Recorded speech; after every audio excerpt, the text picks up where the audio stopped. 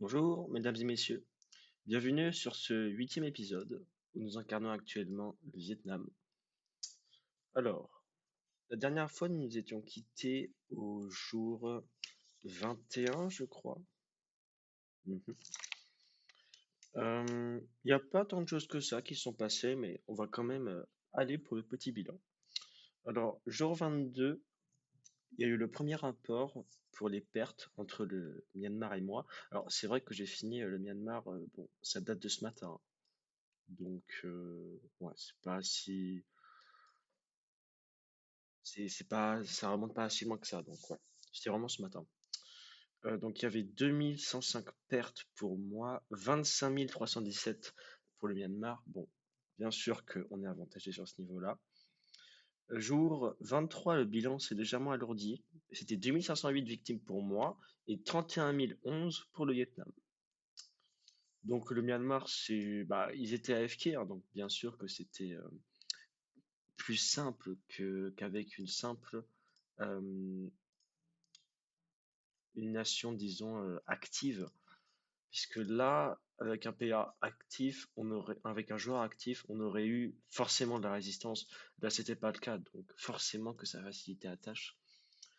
Par contre, le gouvernement provisoire, là, ils ont envoyé plein d'unités un peu partout. J'avoue que je m'y attendais pas. Bon, c'était géré rapidement, mais quand même. Voilà. Sinon, si on ne veut pas parler du Myanmar, il y a les États-Unis, enfin, pour les États-Unis, je me pose vraiment des questions. Vous voyez que dans la dernière vidéo, vous aviez vu que Washington était tombé, la capitale des États-Unis. Et bah, il y a 2 jours, c'était autour de Saint-Louis. Voilà, donc deuxième ville américaine tombée entre les mains de Cuba. Plus une petite province ici. Alors, il y a quelques heures, c'était même pas ça. Il y avait une province en plus qui était à Cuba. Donc, je me demande en fait si les États-Unis sont actifs. Enfin, ils ont l'air d'être actifs. Ils ont l'air d'être actifs, mais pas tant que ça. Je pense pas que ce serait une bonne idée dans tous les cas de les attaquer, puisque vous voyez bien qu'il y a l'océan Pacifique qui nous sépare d'eux. C'est une très grosse distance, même en avion, donc ce serait vraiment pas une bonne idée pour nous, pour le moment du moins. Voilà. Bon, après, vous voyez que Cuba a attaqué les États-Unis. Les États-Unis ont fait de même. Cuba est d'ailleurs sous le gouvernement des États-Unis désormais. Bah, d'ailleurs, ça voudrait dire qu'ils sont pas AFK, ils sont pas inactifs, les États-Unis, s'ils envahissent Cuba, mais n'empêche, ils réagissent pas si vite que ça. Donc, ouais, c'est à noter, c'est à noter. Et si on reparle de moi, le jour 23, toujours, j'avais commencé la recherche des chars. Voilà, donc T-80. C'était conseillé dans la doctrine, et pour le moment, comme vous pouvez le voir, j'avais pas de véhicule euh, qui pourrait, disons, concurrencer avec des blindés, par exemple. Voilà. Les véhicules qui concurrencent avec le blindé, par exemple, vous avez l'infanterie mécanisée aussi. Vous voyez que les statistiques, c'est plutôt fait contre les blindés. Il n'y a pas que ça, bien sûr, hein, mais bon, les chars étaient conseillés dans la doctrine. J'avais pas trop d'idées, je me suis dit, allez, on va pour les chars. Juste falloir informer assez rapidement, et c'est pour ça que j'ai un peu aménagé niveau base militaire. Je suis en train de construire une base militaire niveau 2 parce que, bon, avec une seule base militaire niveau 3, oui, on peut former des chars, mais il y a aussi l'artillerie mobile que je dois former. Vous voyez que j'en ai formé un petit peu depuis. J'en ai formé 3. Bon, j'avoue qu'elles m'ont pas servi pour le moment, mais elles serviront. D'ailleurs, ce que j'ai remarqué, franchement, je crois pas qu'il faut prendre ça à la légère. Ouais, l'artillerie mobile, j'ai tout de suite vu que le rayon d'action, j'ai tout de suite vu que le rayon d'action était plus grand que pour l'artillerie tractée. Donc, vous voyez, artillerie tractée, rayon d'action niveau 1, 50. Ça doit être 65 pour l'artillerie mobile. Voilà. Vous voyez, 15 de différence, ça peut vraiment vous offrir, je pense, bien plus de possibilités. Vous attaquez l'ennemi de plus loin, donc vous êtes moins perceptible, pardon, par celui-ci. Ouais, je pense qu'on peut jouer là-dessus. Voilà, donc les chars, il va falloir qu'on commence à les former. Bah, ça se finit demain, la base militaire niveau 2. Ouais. Bon, bah demain, hein, on commence à former des chars. Faudrait les améliorer rapidement aussi. Et Bah, comme d'habitude, c'est le temps qui manque, quoi, hein. Voilà. Jour 24, aujourd'hui, j'ai décidé d'annexer Hong Kong après Kuala Lumpur. Le point commun que vous pouvez voir entre ces deux villes, très simple, ce sont deux villes qui produisent chacune des composants. J'en ai besoin, hein, des composants, c'est capital pour ce que je veux faire. Vous voyez par exemple les destroyers, ça va bouffer quoi? Pour information, eh bah des composants. Les tanks, ça bouffe quoi? Des composants aussi. Puis vous en avez besoin partout ailleurs, hein, bien évidemment. Dans même d'autres unités, hein. Par exemple, l'infanterie, ça majoritairement ça va être du ravitaillement que ça va prendre, mais aussi des composants à côté. Vous voyez? Donc on en a besoin partout des composants. Voilà. Et pour la Nouvelle-Zélande, j'ai vu à Nouvelle-Zélande convoiter l'Inde. Ils ont envoyé une unité d'ailleurs. Ok. Euh, du coup, pour moi, je lui laisserai l'Inde. Je vais lui proposer un partage en fait. Et moi, je prendrais jusqu'à la ligne qui est formée par Kolkata, Patna et Katmandou. Après, je pourrais m'expandre vers le nord avec le Kazakhstan qui est inactif, je pense. Voilà. Je pense qu'on a fini avec ce bilan maintenant. Alors maintenant, parlons un peu du monde. Vous voyez que le Maroc, bon, bah, toujours aussi énorme, hein. C'est vrai que je ne me rends même pas compte, mais ils ont une très grosse partie de l'Afrique à eux tout seuls. Et je le répète, hein, mais c'est rare de voir le Maroc, un joueur réussir à être aussi puissant avec le Maroc. Normalement, en début de game, ils se font toujours bouffer par l'Espagne, par exemple, ou l'Algérie. Donc, bah, GG à lui. Voilà. Puis je sais toujours pas comment il a son économie, là. Je comprends pas. Enfin, ah ouais. Ouais. Ah oui, d'accord. Attends. La dernière fois, c'était 48 000. On va voir. Non, c'est pas possible. Si, puis, oh là là. Nous, on était à combien? On était à 35 000. C'est à 39 000, d'accord. Donc, en gros, ils ont augmenté de 10 000, j'ai augmenté de 5 000, très grossièrement. Non, de 5. Non, dans les rapports, c'est bien, c'est 57 tonnes, hein, c'est pas 57 000, c'est par jour la production. 57 000 tonnes par jour ce serait démentiel, hein. Bref. Donc, je pense que c'est vraiment les bureaux de recrutement, hein, qui font ça. Euh, il n'y a que des bureaux de recrutement niveau 2 après. Faut savoir aussi qu'il y a des bâtiments qui augmentent votre production journalière. Et franchement, pour certains, je me disais que c'était improbable, mais si, c'est vrai. Vous voyez, base aérienne, production de ressources plus 15% au niveau 3. Vous voyez ce que ça fait? C'est pas mal, hein. Niveau 1, c'est 5%. Donc en gros, à chaque fois que vous augmentez d'un niveau votre base aérienne dans une X ville, vous augmentez votre production, donc la production de cette ville, de 5%. Vous vous dites comme ça, c'est négligeable, ok? Vous construisez une base militaire, une base aérienne, pardon, niveau 5, c'est plus négligeable là. On passe à 25% de bonus, hein, pour une ville. Bon, c'est vrai que bon, ça demande un coût, ok. Mais non seulement vous, enfin, vous formez vos avions dont vous avez besoin avec une base aérienne niveau 5. Ça veut dire principalement ces deux-là, voilà, qui ont de bonnes stats, hein, ça c'est sûr. Mais donc vous les formez, donc ok, c'est utile puisque vous les formez. Mais en plus, vous pouvez avoir un petit bonus de ressources de 25%. Donc c'est même pas un petit bonus, c'est quand même pas du tout négligeable.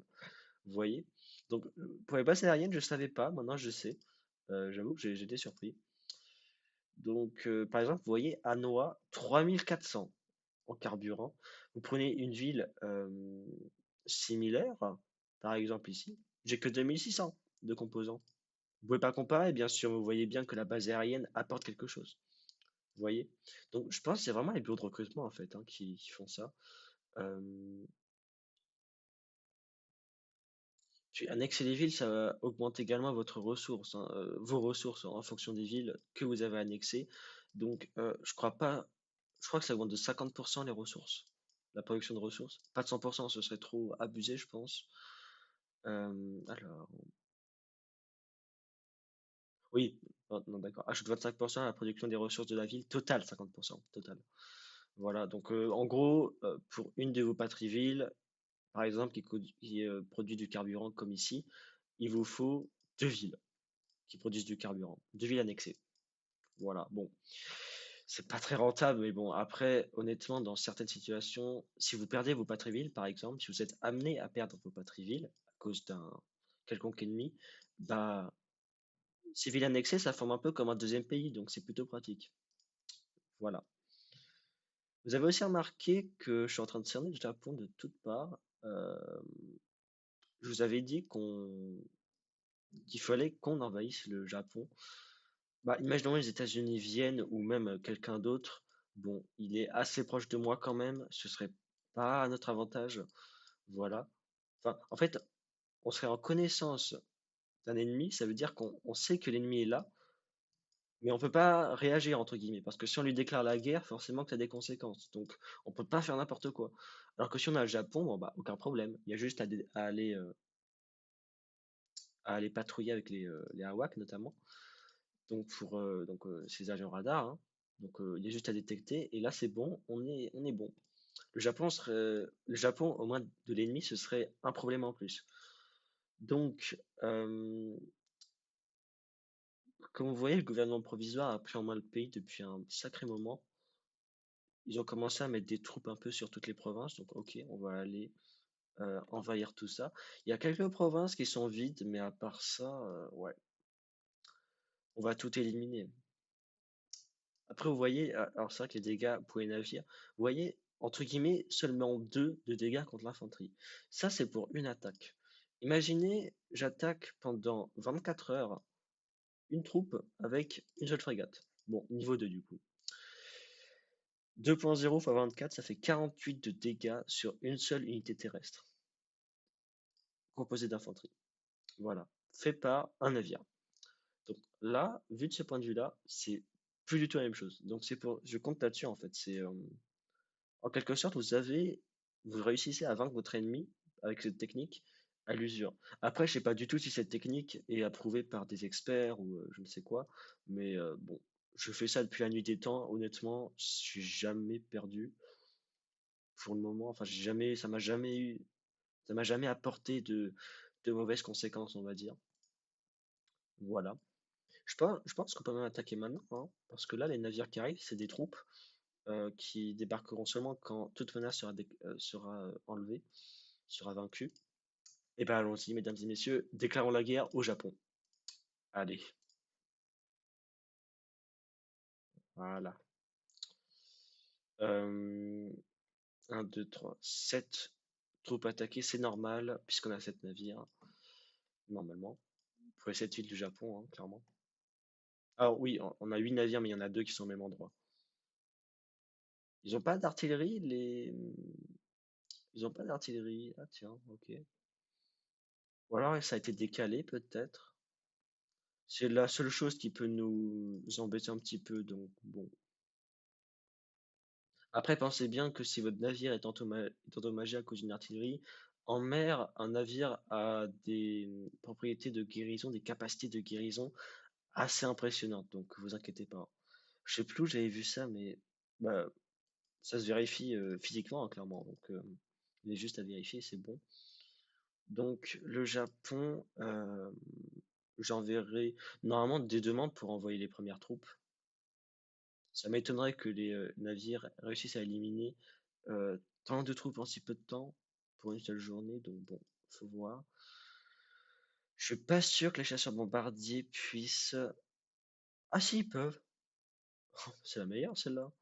Bah, nickel. Euh,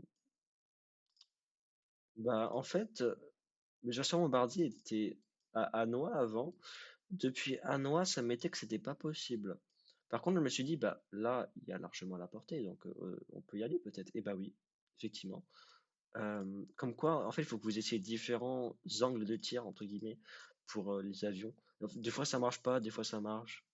Bon, là, ça marche, on est chanceux, donc tant mieux. Pour le Kazakhstan, si vous vous demandiez, oui, je convoite le Kazakhstan, on les envahira je ne sais pas quand, mais bah, le souci, c'est que c'est quand qu'on les envahit.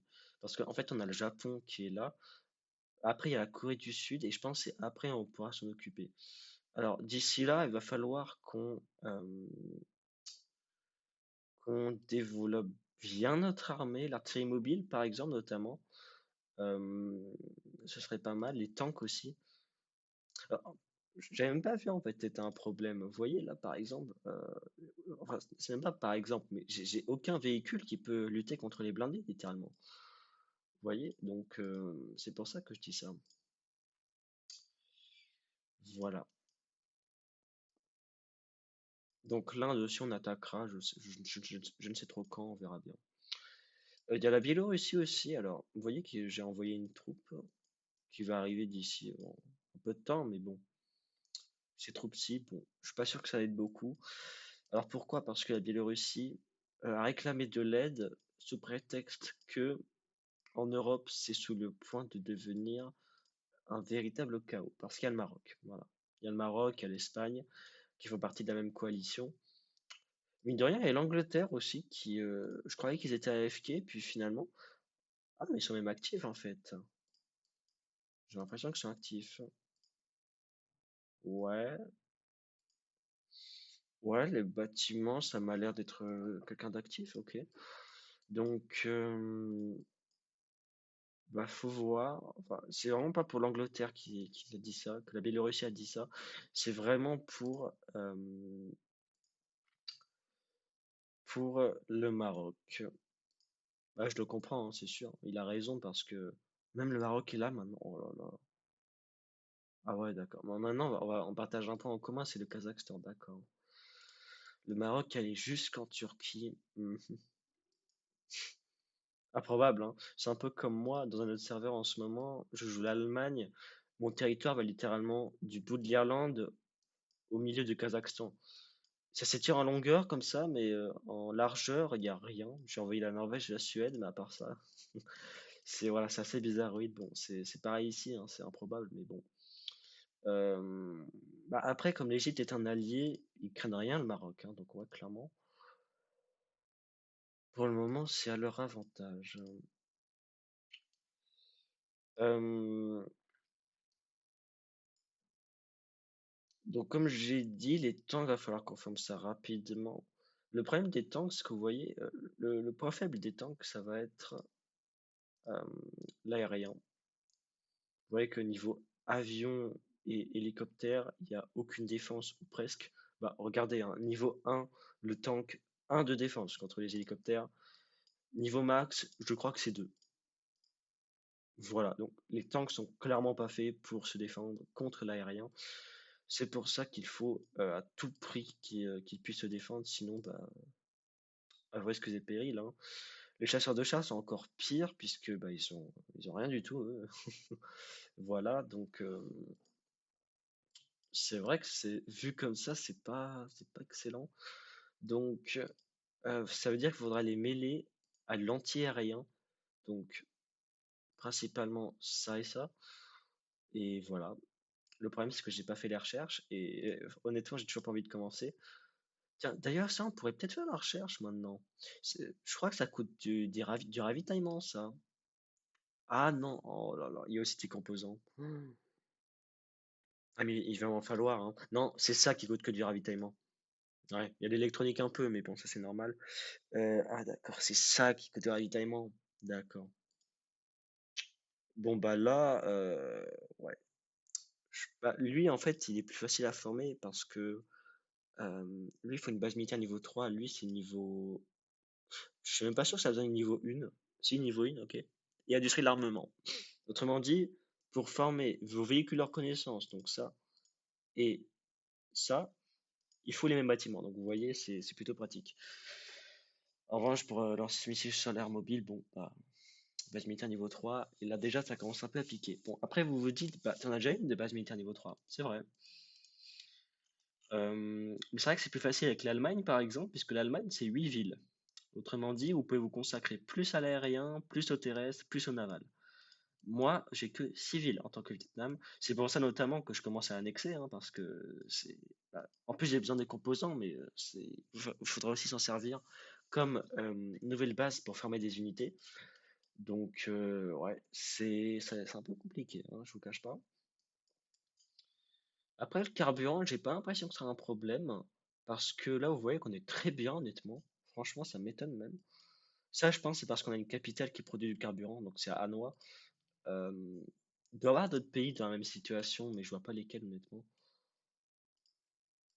J'ai dû déjà en jouer sûrement, mais j'ai jamais remarqué. Donc, ouais, ok. Donc, Berlin, ça produit des rails tellement énormes. Donc, ouais, je pense que c'est grâce à ça en partie. Puis vous voyez que Hanoï produit clairement plus que les autres villes. Et le moral qui est à 100%, ça c'est bien. Ok.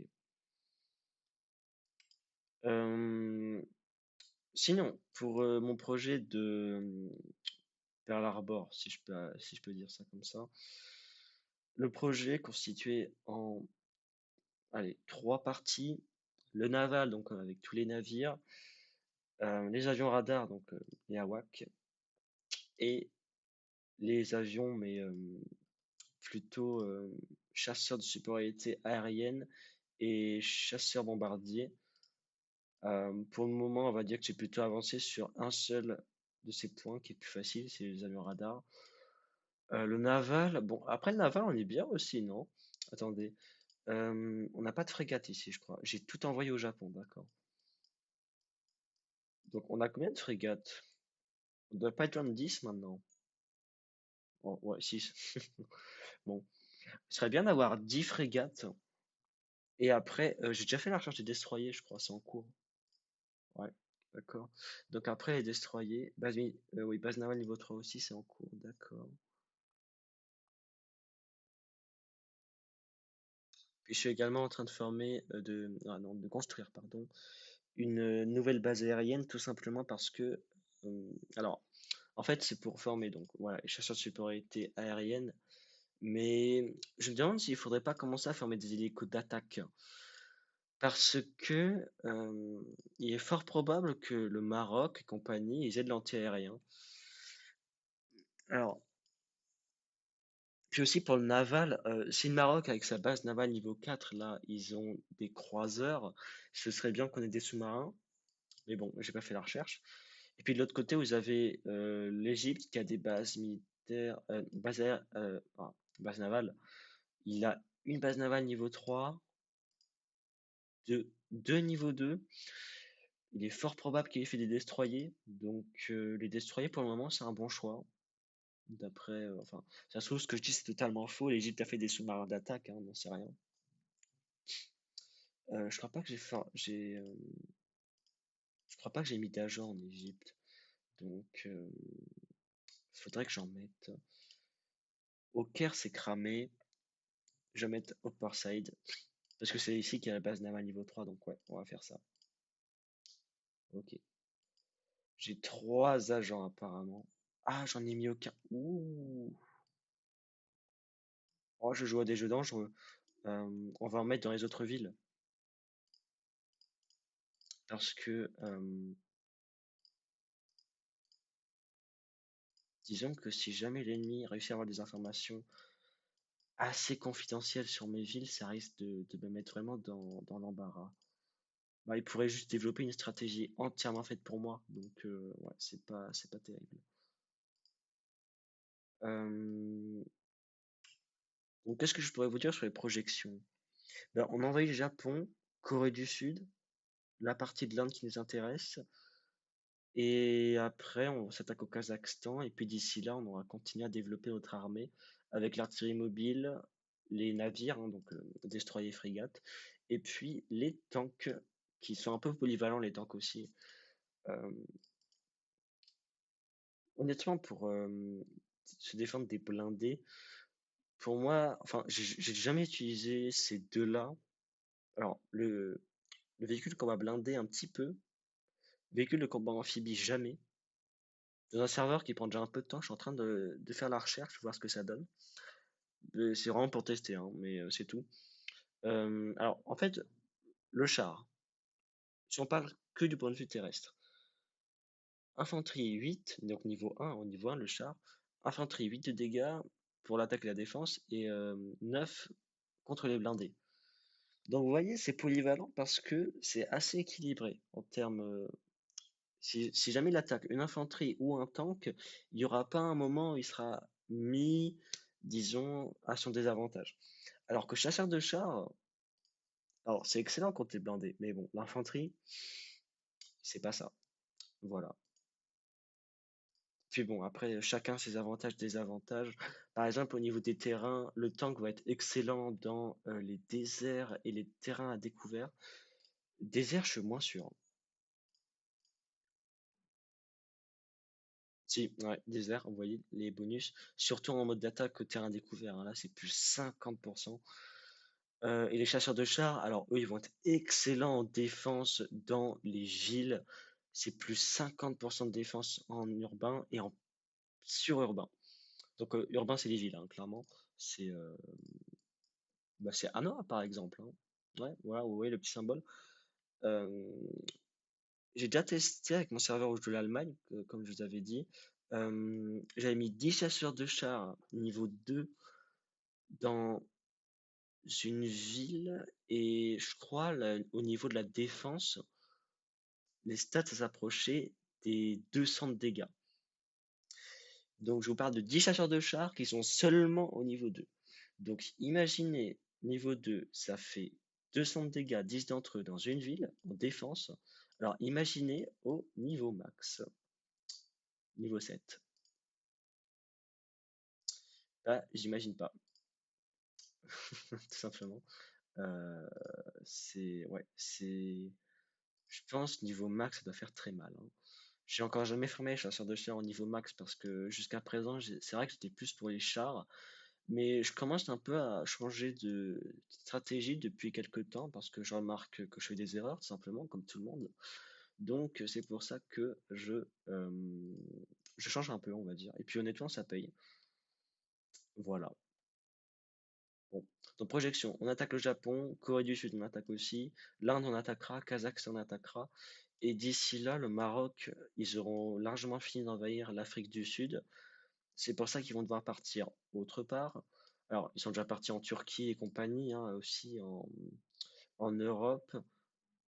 Ça m'étonnerait pas, je pense, qu'ils envahiraient le Kazakhstan, parce qu'après, ça leur offrirait un front plus large sur la Biélorussie, et il y aurait personne à côté d'eux pour les embêter, parce que Ouzbékistan, Turkménistan, hop, c'est des bots, c'est réglé. L'Iran, ils sont inactifs, donc voilà. Euh, donc la Biélorussie, en fait, est menacée, très clairement. Ça veut dire qu'en fait, l'objectif, ce serait enfin, que mon territoire s'étende jusque par là, avant que le Maroc le fasse. Euh, d'accord, Bakou, il y a une base navale, d'accord. Je crois que c'est l'Iran qui avait construit ça, puis Turkménistan avait envahi après. Bon, c'est un petit chaos ici. Ça, ça veut dire que la Biélorussie pourrait peut-être envahir Volgograd. Ah oui, mais ils sont pas en guerre contre le Kazakhstan. Je crois pas en tout cas. Ouais, non, bah sinon ils auraient. Ouais, non, aïe, aïe, aïe, d'accord. Ce serait bien qu'ils envahissent Volgograd quand même. Le Maroc, ils doivent pas être en guerre contre le Kazakhstan normalement. Non. Ah, et puis, punaise, leur point de vie, ils nous surpassent largement, hein. Le Maroc, là, je sais pas du tout quelle bonne étoile veille sur eux, mais là, pour envahir tant de pays, ils ont dû avoir une sacrée chance quand même. Euh, à mon avis, il y a des conflits en Afrique qui ont dû se former, puis le Maroc a pu en profiter. Donc, ce qui est bien joué de leur part. Ils ont pu en profiter au bon moment, surtout, bien sûr. Parce que si un conflit dans le genre touche à sa fin, moi, plus la peine de vouloir en profiter, ça sert plus à rien. Euh, bon. Donc, je me demande en fait si le côté pacifique, il est si menacé que ça maintenant. Parce que je vois le Maroc là, et puis il pourrait venir par l'ouest, hein. Donc, il ferait tout ce chemin, il traverserait tout l'Atlantique, ensuite tout le Pacifique. Il toucherait même la Nouvelle-Zélande avant, et ensuite ils arriveraient à chez nous. Ouais, pourquoi pas. Bon, ça me paraît quand même assez ambitieux. Euh, ouais, donc faut que je vois. Et pour les prochaines recherches, faudrait peut-être que je commence à améliorer sérieusement mes troupes. Euh, Par exemple, mon infanterie, ça va pour le moment, niveau 4. Bon, les tanks, oui, bon, je viens de faire la recherche. Les avions, par exemple, ouais, il faudrait que j'augmente ça, là. La production de composants va augmenter hein, dans les prochains jours encore, donc, encore une fois, donc, faut... c'est maintenant que je dois faire ça, clairement. Aujourd'hui, normalement, j'aurai les fonds nécessaires pour faire une prochaine recherche. Je pense que... Alors, lesquels on ferait? Chasseur bombardier? Hmm. Ah oui, avion radar aussi.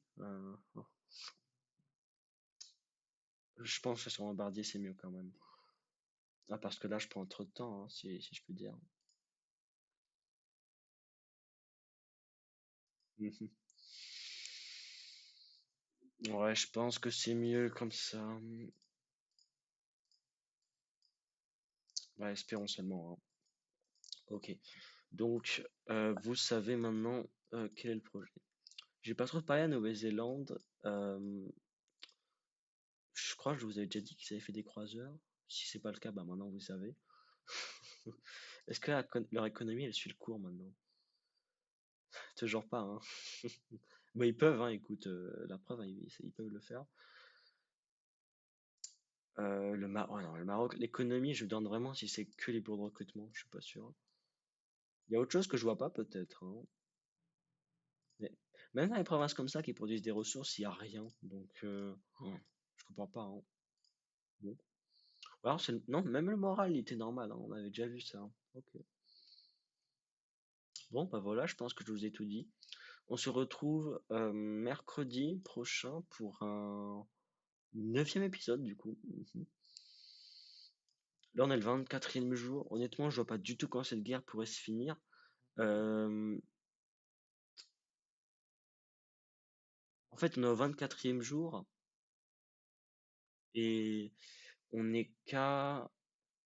Ouais, on a largement plus d'un tiers de la progression de l'équipe. Donc bon, est-ce que je dois prendre ça positivement, négativement? Je sais pas trop. Dans tous les cas, on se retrouve, comme je l'ai dit, mercredi. Si ça vous a plu, n'hésitez pas à liker, ça fera toujours plaisir. D'ici là, Japon, ce sera sûrement envahi. Ouais, allez, on va être optimiste. Je vous dis, ou du moins je vous souhaite, une bonne journée ou une bonne soirée. Ça dépend de là où vous êtes dans le monde. C'était Gowar. Ciao!